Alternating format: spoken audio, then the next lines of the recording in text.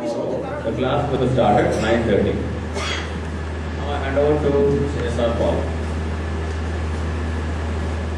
হরে কৃষ্ণ, আমার নাম হচ্ছে SR পাল, ভারত সরকারের পর্যটন অধিকারী।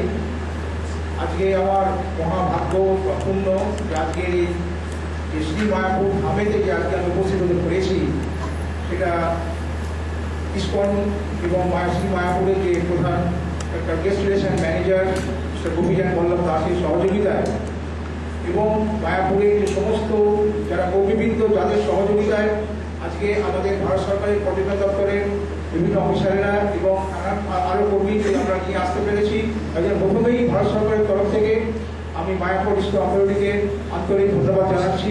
এখানে দেখছেন capacity building for service provider, capacity building for service provider organized by India Tourism, Government of India, Kolkata office in association with মানে যাদের সহযোগিতায় ইসকন মায়াপুর 19 থেকে 21, আজকে 19 তারিখ, কালকে 20, তারপরের দিন পরশুদিন হচ্ছে 21, প্রত্যেকদিন অ্যাপ্রক্সিমেটলি 100 করে আমাদের পার্টিসিপেন্ট, প্রায় 300 জনকে আমরা ট্রেনিং দিতে পারবো ফার্স্ট পেজে।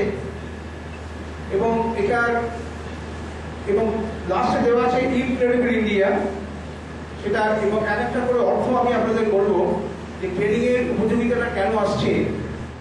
আপনাদের এখন নিশ্চয়ই আপনার ক্লিয়ার হয়েছে যে সেবা আর পরিষেবার মধ্যে দুটোর মধ্যে পার্থক্য কি আছে। সেবা আর পরিষেবার মধ্যে এটাই পার্থক্য যে যখন সে কিছু বিনিময় আপনাকে দিচ্ছে, সেটা 1 পয়সা হতে পারে, 1 টাকা হতে পারে, 1000 টাকা হতে পারে, তখনই সে কিন্তু আপনার সেবাটাকে চাইবে, তার প্রয়োজন।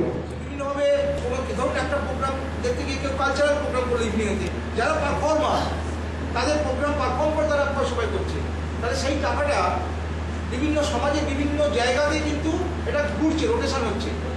আপনি যেখান থেকে টাকাটা উপায় করলেন সেইটা নিয়ে গিয়ে আপনার যখন বাইক ক্যাপাসিটি বেশি হবে, আপনি যখন 5 টাকার জায়গায় 50 টাকা উপায় করতে পারবেন, সেই 50 টাকা দিয়ে আপনি 20 টাকা খাবেন, 20 টাকা জিনিসপত্র কিনবেন, 20 টাকা ছেলে মেয়েদের এডুকেশনের জন্য রাখবেন। জিনিসটা বাড়ছে, ক্রয় ক্ষমতা যদি বাড়ে, আপনি যদি দোকানে গিয়ে জিনিসপত্র কেনেন, তো সেটা তো আমার একটা ডিম্যান্ড। আজকে ধরুন এটা কেন মাল্টিপল এফেক্ট করছে, কেন মাল্টিপল এফেক্ট করছে যে আজকে যে মনে আমরা ফুড খাচ্ছি, এখানে 4000 লোক খাচ্ছে। মাস স্কেলে যদি পর্যটন হয়, পরিকাঠামোর অভাব যেখানে আছে সেখানে যদি পর্যটক বেশি করে চলে যায়, তাহলে কিন্তু এটা সমাজকে কিন্তু ক্ষতি করে দেবে, সমাজকে নষ্ট করে দেবে। তাই পর্যটন নিয়ে সারা পৃথিবী চেঁচামেচি করলেও, সারা দেশ চেঁচামেচি করলেও, কোনো কেন্দ্রে যদি পরিকাঠামোর অভাব থাকে, তার চেয়ে যদি ফ্লো বেশি হয়, সবসময় মনে রাখবেন, তাহলে কিন্তু সেই জায়গাটা ক্ষতি হয়ে যাবে। এখানে 2000 লোকের ক্যাপাসিটি আছে, 4000 লোকের এসে গেলে আপনি কখনোই সেটাকে সুস্থভাবে রাখতে পারবেন না, তাদের খাওয়া দিতে পারবেন না, তাদের হাইজিনিক যেটা আছে, তাদের পরিষেবার মধ্যে যেটা প্রথম যেটা আপনাদের ন্যাচারাল নিড যেটা সেটা দিতে পারবেন না, তার যেখানে সেখানে মলমূত্র ত্যাগ করবে, রাতে থাকতে পারবে না, তার অ্যাকোমোডেশন পাবে না, নানা রকম অসুবিধার সৃষ্টি হবে, নানা রকম ঘটনা ঘটবে। তাহলে কি হলো, এখান থেকে তার নেগেটিভ ইম্প্যাক্ট হয়ে গেল। যদি নিজে উদ্বুদ্ধ হয়ে থাকেন, তাহলে আপনি দায়িত্বটা যথারীতি পালন করবেন, কারণ আপনি অলরেডি মোটিভেটেড, মানে আপনার সচেতনতা আপনার মধ্যে বিরাজ করছে। কিন্তু আপনাকে যদি কাজটা দেওয়া হয়েছে, আপনি যদি মোটিভেটেড না হন, তাহলে কখনোই আপনি সেই সার্ভিসটা ঠিক মতো প্রয়োগ করতে পারবেন না বা দেবেন না। কারেক্ট ইনফরমেশন, মানে আপনাকে কারেক্ট ইনফরমেশন যেটা আছে, ঠিক যে ইনফরমেশন যেটা আছে সেইটা কিন্তু আপনাকে দিতে হবে। ঠিক কিন্তু যে ইনফরমেশনটা আছে সেইটা কিন্তু আপনাদের দিতে হবে।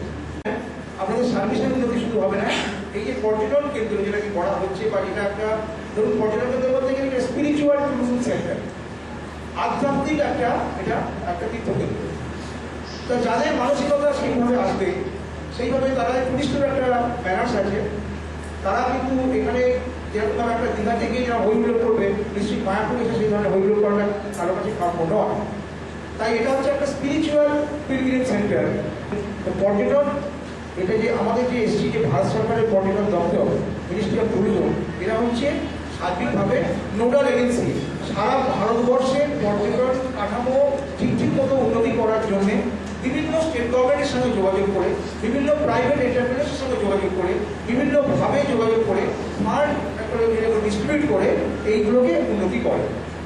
এবার আমি যদি আপনাদের পরবর্তীভাবে আমাদের এখন লাঞ্চ সেশন হবে, পরবর্তী